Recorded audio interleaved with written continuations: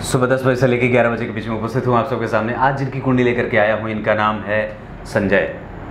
धृतराष्ट्र के संजय नहीं, बहुत सारे संजय हुए हैं जो कई लोगों का बंटाधार कर चुके हैं। ये संजय अपने संजय हैं और ये 1976 के हैं। कानपुर उत्तर प्रदेश से ये कुंडली आई है। इन्होंने एक सवाल पूछा है, बड़ा अच्छा भी है और आप लोगों को इससे जान करके लाभ मिलेगा। इन्होंने पूछा है कि बैंक लोन कभी ख़त्म नहीं होता, एक ख़त्म होता है दूसरा चढ़ जाता है। और दूसरा सवाल पूछा है कि कभी अपना मकान हो पाएगा या नहीं। अपना मकान, इस भाव के अधिपति सूर्य से अस्त हैं और स्वग्रही तो हैं लेकिन नीच की राशि के मंगल के साथ बैठे हैं। अब एक बात बड़ी अद्भुत बताता हूँ, अगर चंद्रमा वहाँ नीच के हैं तो नीच भंग भी हुआ, यही तो कहेंगे आप। पर विचारणीय बात यह है कि अगर कोई भी ग्रह बदबूदार ग्रह के साथ बैठेगा तो निसंदेह उसका प्रभाव कमजोर हो जाएगा।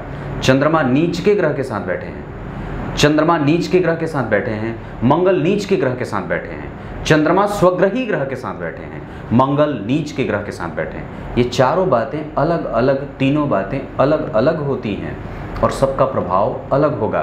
इस मकर लग्न की कुंडली में सप्तमेश के साथ चतुर्थ भाव के अधिपति, मतलब दो केंद्र के अधिपति लाभ में जा रहे हैं। मतलब हाँ है, दो केंद्र के अधिपति जब एक साथ किसी भी भाव में बैठते हैं और विशेषतया जब लाभ भाव में बैठेंगे तो यकीनन ये बात कही जा सकती है कि कुंडली में हाँ है। पर चूंकि चंद्रमा जो है वो इनकी कुंडली में नीच के होकर के बैठे हैं और इनकी कुंडली में आप जब देखेंगे तो मकर राशि बनी है। 1, 4, 7, 10 लग्न कुंडली में केंद्र में बनी बात चर प्रकृति की राशि, चर प्रकृति की राशि, चर प्रकृति की राशि, चर प्रकृति की राशि। यहाँ पे भी जो स्थिति है, सूर्य बुध 12 में जा रहे हैं, विपरीत स्थितियों का निर्माण सूर्य कर रहे हैं, बुध भाग्य भंग योग लगा रहे हैं, चंद्रमा नीच के हैं, राहु गुरु को देख रहे हैं, सूर्य अस्तमेश होकर के लग्न में बैठे हैं। इसका मतलब क्या होगा, मैंने ये बातें बोल दी, जिसको नहीं आती होगी बात समझ में वो कहेगा ये तो खाली पढ़ रहा है, क्या पढ़ रहा है ये पागल ज्योतिषी।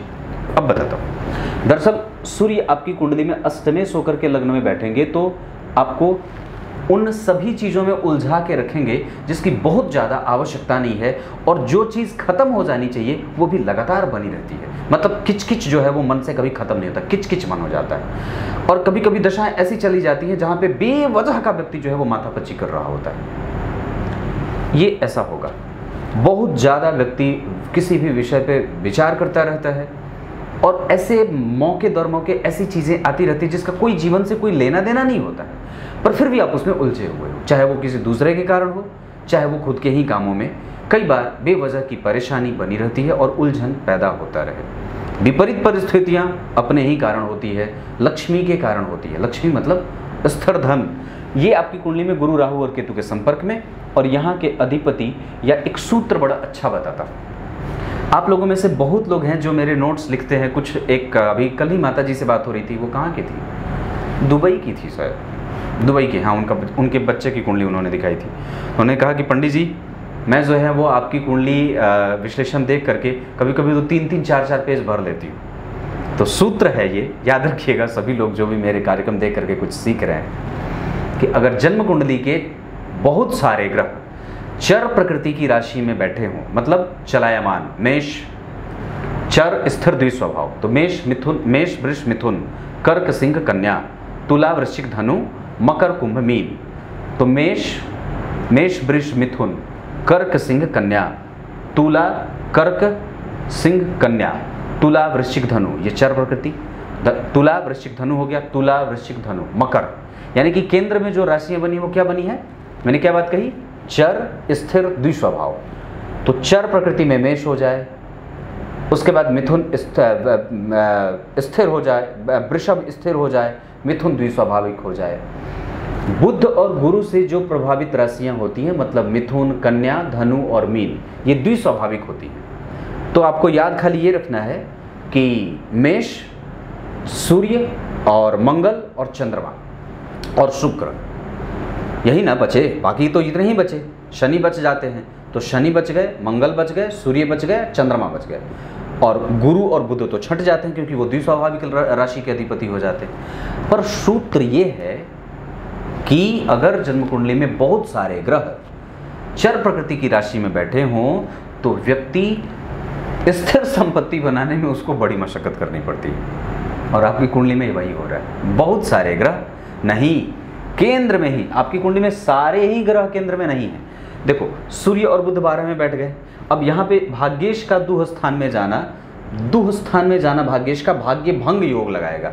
अब ऐसी अवस्था में व्यक्ति को पैतृक संपत्ति इकट्ठा करने और पितरों का आशीर्वाद पाने और कई बार अपने पिता के सुख और पैतृक संपत्ति को भोगने में दिक्कत होती है। उसके अतिरिक्त उसके भाग्य का लाभ थोड़ा कम मिलता है। भाग्य का कारक गुरु केंद्र में नहीं बैठा होता तो आपको और भी ज़्यादा मशक्कत बढ़ जाती, और शनि से दृष्ट है तो भाग्य के अधिपति जो है वो जन्म कुंडली में बुध भाग्य भंग लगा दिए, और भाग्य के कारक पे एक पापक ग्रह नहीं, कम से कम 2 पापक ग्रह की दृष्टि, शनि और राहु।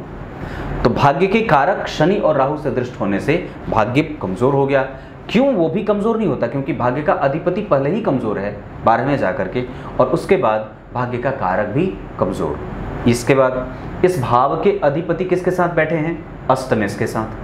तो भगवान आप जरा विचार करिएगा कि आपकी कुंडली में जो भाग्य है वो कमजोर है। इसका मतलब आपकी कुंडली के आधार पे गणेश जी की पूजा, और इस कुंडली में मैं एक बात बता दूं तो वस्तुतः जो अभी दशा चल रही है उसके पास बल थोड़ा कम है। शुक्र के पास आपकी कुंडली में बल थोड़ा कम होगा। हालांकि मैं एक बात बता दूं, वो बलवान ग्रह के श्रेणी में जिस स्थिति में वो बैठे हैं, मैं जो देख रहा हूँ डिग्री के आधार पे 17 डिग्री के वो, और एक ग्रह बैठे हैं आपकी कुंडली में बुध 23 डिग्री के पूर्वाषाढ़ा में। तो पूर्वाषाढ़ा के बुध बैठे और मंगल बैठ गए 26 डिग्री के, और सूर्य बैठ गए 3 डिग्री के, तो मंगल हो गए अस्त। तो मंगल अस्त यानी कि चतुर्थ और एकादशवां भाव। अब जब कभी भी आप अपने बल पे कुछ करना चाहेंगे तब आपको होगी दिक्कत। इस वजह से बजरंगबली की पूजा, लाजवर्त रत्न धारण करना है। 2025 से के बाद में आपकी कुंडली में भवन का सुख मिल रहा है, और बहुत अच्छे तरीके से, तो 27 में भी कह सकता हूँ, या आगे 2030 तक अभी योग बनेंगे, अभी बने नहीं हैं। दरअसल 3 अच्छे योग आ रहे हैं, तो 25 में भी, 27 में भी और 30 में भी, ये 3-4 योग। और लोन की बात है तो वो चुक जाएगा, उसके लिए चिंता मत करिए। 12वें भाव के अधिपति हैं, 12वें को देख रहे हैं, 12वां भाव सूर्य और बुध बैठे हैं। आपकी कुंडली में ये योग खराब नहीं है। आप stationery, book shop, banking, computer sector आदि आदि चीज़ें, और उसके अतिरिक्त आपकी कुंडली में मैं जो देख रहा हूँ उसमें ट्रांसपोर्ट आदि का काम, बच्चों के खिलौना बनाने का काम आदि आदि चीज़ें। उसके अतिरिक्त मैं आपको बता दूं तो राहु से संबंधित होर्डिंग, बैनर, पोस्टर जो बड़े बड़े बनते हैं वो आपकी कुंडली में भी बहुत अच्छा बनेगा। इसके साथ साथ आपकी कुंडली में जो कारोबार बनेगा वो मिठाइयों से संबंधित भी कारोबार आपकी कुंडली में अच्छा बनेगा, थोड़े बहुत लाभ हानि के साथ साथ। इसके अतिरिक्त आपकी कुंडली में जो भी आप करना चाहते हैं, ज़मीन से निकली हुई जो चीज़ें होती हैं उससे संबंधित आप कोई भी कारोबार कर सकते हैं। आपकी कुंडली में स्थायी संपत्ति क्यों नहीं बन रही है ये मैंने बताया।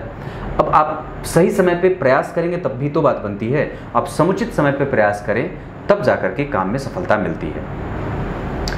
सूर्य और बुध यहाँ भी ठीक है, मतलब व्यक्ति बुद्धिमान अवश्य है, क्योंकि हर जगह बुध पे सूर्य की दृष्टि व्यक्ति को तार्किक, समझदार, बुद्धिमान, ज्ञानी, यशस्वी, और गुरु और चंद्रमा षडाष्टक में होने के कारण शकट दोष का निर्माण कर रहे हैं, जिसके कारण व्यक्ति पे कई बार ये लांछन लगेगा कि वो किसी की बात सुनता नहीं है। इस वजह से भी उसको दिक्कत होती है। तो ये शिकायत आपकी पत्नी भी कर सकती हैं, और ये शिकायत आपके बच्चे भी आपसे कर सकते हैं। एकादशवें दशमांश कुंडली में लग्न में शनि उच्च के, शनि से संबंधित, शुक्र से संबंधित कोई भी कारोबार, और राहु से संबंधित, आप तीनों में से किसी से भी चुन सकते हैं। राहु से संबंधित जमीन से निकाल करके, राहु से संबंधित पेंट, बड़े बड़े होर्डिंग जो बैनर बनते हैं, पोस्टर वगैरह, और विजिटिंग कार्ड वगैरह बन जाए।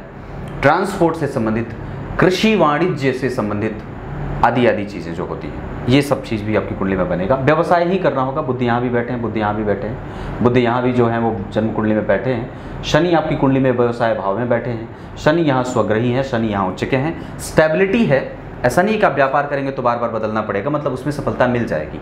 तो अगर कुछ करना होगा तो शुक्र से संबंधित भी आप कारोबार, कपड़ों का भी कारोबार आपकी कुंडली में तो बन रहा है, मैं तो समझता हूँ। तो वैसे कोई श्रृंगार स्टोर वगैरह का जनरल स्टोर भी आपकी कुंडली में बनता है, वो भी कर सकते हैं, जहाँ पे सामान्यतया सारी चीज़ें मिल जाती हैं। ये आपकी कुंडली में इतनी सारी चीज़ें मैंने बताई। अब इस कुंडली में मैं प्रमुखतया बात बता दूं, आपकी कुंडली में मकर लग्न की कुंडली के लिए बहुत अच्छे होते हैं शुक्र, क्योंकि पंचम और दशम के अधिपति होते हैं। इनका बैठना और इनकी दृष्टि का बड़ा लाभ होगा। तो ये बैठे कहाँ हैं? तो शुक्र आपकी कुंडली में बैठे हैं लग्न में बैठे हैं। यहाँ सूर्य नहीं है, ये शुक्र है। शुक्र हैं, ये सूर्य बुध है। तो लग्न अगर शुक्र में ही लग्न में बैठेंगे, लग्नेश अगर जन्म कुंडली में लग्न में बैठ जाएं या लग्न को देखें तो आयु बढ़िया, व्यक्तित्व बढ़िया, व्यवहार बढ़िया, कुशलता अच्छी और व्यक्ति की इमेज भी समाज में अच्छी बनती है। क्योंकि दशम भाव के अधिपति लग्न में बैठे हैं, इस वजह से व्यक्ति का प्रभाव कमजोर नहीं होगा। दूसरे नंबर पे आप एक बात बताता हूं, तो उस शुक्र के ऊपर शनि की दृष्टि है जो लग्नेश स्वयं होते हैं और ये पंचमेश स्वयं होते हैं। यहाँ सूर्य नहीं है देवतागण, ये शुक्र है। इसलिए जैसे आप लोग ये ना समझिएगा कि सूर्य को दो जगह कैसे बिठाया। तो ये पंचमेश है, लग्न में बैठे, इस वजह से व्यक्ति के अंदर कृतज्ञता होगी और गंभीरता अलग से होगी। पत्नी की बात आपको कई बार मान लेनी चाहिए। और एक बात बता दूं तो वस्तुतः आपसे ज़्यादा अनुभवी तो नहीं है पर आपसे कम भी नहीं है।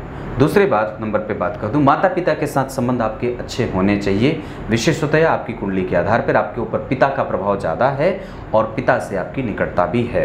एक बात और भी कहूँगा, चंद्रमा का जो है वो नीच का है, जिनका नीच भंग हुआ है पर थोड़ा कमज़ोर सा हुआ है। इस कारण से अब यहाँ पे मैं आपको आपकी कुंडली के पक्ष बल से मिलवा देता हूँ या पंचांग से मिलवा देता हूँ। देखिए, आपकी कुंडली में कृष्ण पक्ष के त्रयोदशी का चंद्रमा है। मैंने ये बात कई बार कही है, जो लोग कार्यक्रम नहीं देखते हैं वो भी समझ लें। अगर आपकी कुंडली का चंद्रमा पापक ग्रह बन रहा है, मतलब वो अमावस्या के निकट का है, तो अपने आप को लेकर के बिल्कुल ही संतुलित, समायोजित, सुनियोजित और बहुत ही ज़्यादा केयरफुल होने की आवश्यकता है। अगर नहीं होंगे तो आपकी कुंडली में धन का आवागमन, जैसे ये व्यक्ति कैसे बोल रहे हैं ना कि धन कभी टिकता नहीं है, परेशानियाँ इन्होंने गिना रखी है, तो ऐसा क्यों हुआ? क्योंकि जन्म कुंडली में चंद्रमा कमजोर है और एक पक्ष बल भी नहीं मिले अगर उसको चंद्रमा को, तो गड़बड़ी हो जाती है। शनि मंगल का संबंध नवम पंचम का बन रहा है, लग्नेश लग्न को देख रहे हैं, दशम भाव के अधिपति जन्म कुंडली में लग्न में, इस वजह से व्यक्ति जल्दी ही अपने पैरों पर खड़ा होना चाहता है और महत्वाकांक्षा बड़ी ऊंची है, मतलब वो प्राप्त बहुत ज़्यादा और ज़्यादा करना चाहता है, पर जितना ही वो भागता है उतना ही वो हाँफता है। कारण क्योंकि धन भाव के अधिपति द्वितीय भाव में बैठ करके खुद का रोजगार स्थापित करवाना चाहते हैं और ये व्यक्ति जो है वो नौकरी करना चाहता है। पर मैं बात कहूँ तो आपकी कुंडली में रविवार को जन्मे हैं, मार्गशीर्ष में जन्मे हैं, जिद्दी न बनिए। और एक बात बता दूँ, अनुराधा नक्षत्र में है आप, ट्रांसपोर्ट वगैरह का बहुत सारा काम आपकी कुंडली में बनता है। अभी आप कुछ भी उठा लेंगे तो अच्छा बनेगा, पर अपना कारोबार जरूरी है। व्यवसाय करिए, आपकी बुद्धि अच्छी है, पवित्र है, चित्त स्थिर है और गुणकारी है। सबसे अच्छी बात है कि ब्राह्मण वर्ण और देवगण के होने के कारण व्यक्ति कभी भी अपनी ऊर्जा का गलत इस्तेमाल नहीं करता और किसी के साथ भी दोयम दर्जे की राजनीति नहीं करता। इस वजह से भी वो कई बार दुनिया के लोगों से असफल हो जाता है। लोगों से धोखा खाने का योग आपकी कुंडली में गुरु, राहु और केतु से प्रभावित होने के कारण बना रहे हैं। और मैं जहाँ तक समझता हूँ कि जब जन्म कुंडली में गुरु, राहु और केतु से प्रभावित हों, गुरु और चंद्रमा का संबंध शकट योग का बन रहा हो और चंद्रमा जन्म कुंडली में नीच के हों, ऊपर से पक्ष बल से कमजोर हों, तो कुंडली कमजोर हो जाती है। अभी लाजवर्थ या फिर नारायण मंत्र का जप, देवी कवच का पाठ या चतुर्थी का व्रत, इतनी सारी चीजें आप कर सकते हैं। 8 तारीख अच्छी रहेगी, शनिवार और शुक्रवार का दिन अच्छा रहेगा, पश्चिम दिशा अच्छी रहेगी, दक्षिण और पूर्व दिशा अच्छी रहे, ये दोनों तीनों दिशाओं में से कोई भी दिशा चुन सकते हैं। आपकी कुंडली के आधार पे अभी सूर्य की दशा आने वाली है जो आपकी कुंडली में विपरीत परिस्थिति पहले बनाएंगे, जो पिता के लिए हो सकती है, पिता के कारण हो सकती है। इसके अतिरिक्त आपके पैतृक संपत्ति को लेकर के हो सकती है, उसमें विवाद न हो, इसका ध्यान रखना चाहिए और उस पर कभी भी अपना अधिकार खोने का प्रयास बिल्कुल भी मत करिएगा। क्लियर है? षडबल में बुध बलवान है, वो बल है उनके पास, घबराने की कोई आवश्यकता नहीं है, पर मंगल आपकी कुंडली में अस्त है, इस वजह से आपकी मेहनत ज़्यादा आपको खींच लेती है और वो आपसे मेहनत ज़्यादा करवाती है। क्लियर है? तो सूर्य आपकी कुंडली में, अब एक बार आपको मैं बता दूं कि वस्तुतः गुरु का प्रभाव यहाँ के लिए अच्छा है, यहाँ के लिए भी थोड़ा व्यापारी है, लेकिन अच्छा कहूँगा, और यहाँ के लिए ठीक है। ऋण से मुक्त हो जाएंगे, उसका योग मैं बता देता हूँ। आपकी कुंडली में ऋण मुक्ति का योग 2027 के सितंबर के बाद लगेगा या 2030 के नवंबर के बाद, तब तक आप थोड़े लंबे खींचेंगे, ये बात मैं पक्के बोल देता हूँ। वैसे शहद से शिव जी को स्नान कराइए, नर्मदेश्वर शिवलिंग की दोनों वक्त की पूजा आवश्यक है और अगर हो सके तो सफ़ेद तिल भगवान शिव को सोमवार को अर्पित करिए। ऋण से मुक्त होने के लिए ऋणमोचक गणेश स्तोत्र का पाठ प्रत्येक दिन 3 बार अवश्य करना चाहिए। कुछ इसी तरीके से आज के कार्यक्रम का समापन करते हैं। तब तक के लिए इजाज़त दीजिए। कल एक बार फिर से उपस्थित होंगे आप सबके सामने। तब तक के लिए बहुत बहुत नमस्कार।